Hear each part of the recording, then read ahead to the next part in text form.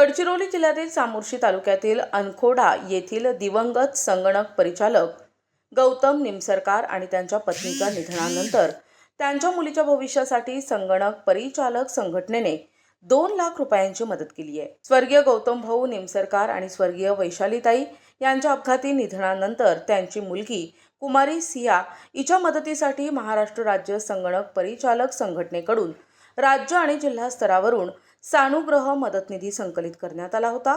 या निधीचा विनियोग सियाच्या सुरक्षित भविष्यासाठी व्हावा या उद्देशाने गडचिरोली जिल्हा संघटनेच्या वतीने सियाच्या नावाने LIC मध्ये 12 वर्षांकरता 2 लाख रुपयांची ठेव करण्यात आली आहे।